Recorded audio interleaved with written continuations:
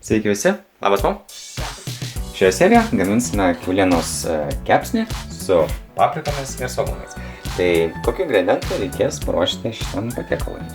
Kiaulienos nugarinės, paprikų, mėlynojo svogūno, česnako, čiobreliai, sviestas, cukrus, druska, pipirai, alyvuogių aliejus, raudonojo vyno actas ir bazilikai. Įpjauname mėsą, kad nesusiraukšlėtų ar nekepant. Prašau, brent pipirų dabar. Šitą galime patraukti. Dabar pabrendsime pipirų. Užbrename druskos. Čia taip patapšnojame šiek tiek. Apverčiame ir padarome tą patį. Užbrename druskos, tai yra užbrename pipirų.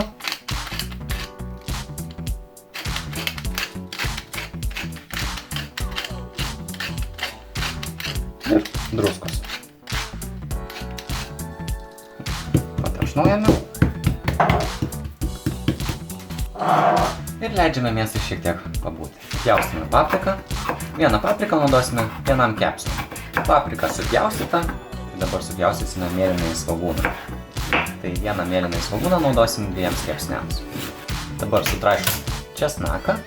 Tai vieną mažą galvutę naudosim 2 kepsniams.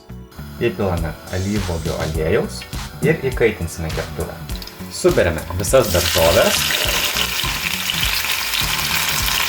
Temperatūrą palaikome didelę, nes norime, kad tos daržovės apskrustų.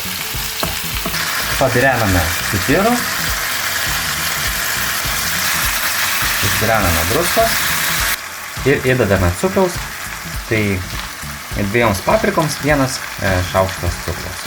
Viską gerai išmaišome. Įpilame raudonojo vyno actą. Tai vienai paprikai maždaug pusę šaukšto. Supjaustome baziliką, suberiame baziliką ir viską gerai išmaišome. Daržovės jau iškepė. Dabar išimsime daržovės ir dėsime į atskirą lėkštę. Galima daržovės uždengti, kad visiškai neatšaltų. Įkaitiname keptuvę, įpilame alyvuogių aliejaus. Įdedame kiaulienos kepsnius.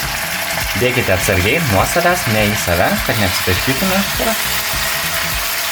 Sudedame česnakus. Sudedame čiobrelio žoleles.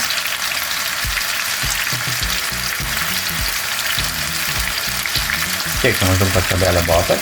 Kokios 2-3 šakelės kažkur. Tai vienam kepsniui reikia tokia 1 šakelės. Kepsniai ką tik buvo kepti. Kepsniukam šiek tiek apkepus, įdedame sviesto. Va čia garsas man. Skonio garsas. Kepsnius visą liejame padažu, kad jie tolygiau keptų. Taip, ir sudėtingesni. Nesako, kiek kokybiškai taip atrodo, pasižiūrėti. Tas padažiukas. Nuostabu tiesiog. Mėsa jau iškepusi. Galime ją išjungti. Sudedame daržovės. Fone dar girdisi kiaulienos kepsnys kepa. Šokinėjai keptuviai. Ir uždedame dabar kepsnį.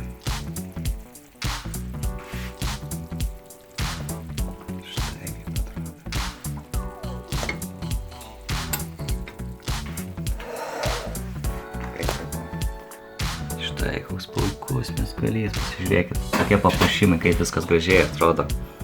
Neabejotinai ir taip pat skanu. Na, dabar žinoma, paragauti.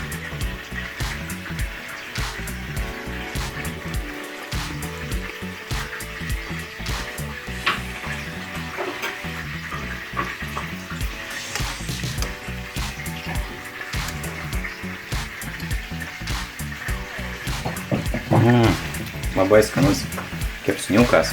Tu net nesivaizduoji. Tai ačiū tikrai, kad pagaminai. Va, ačiū. Ir taip pat norėčiau... Skaniai suvalgyti. Taip, perduokim žinovui. Skaniai suvalgyti, taip pat norėčiau padėkoti o iš vis didėjantį žiūrovų ratą, tai jau netoli yra 100 subscriberių. Tai ačiū Jums, taip pat komentuokite, laikinkite ir subscribinkite. Ir susitiksime kitą kartą. Iki!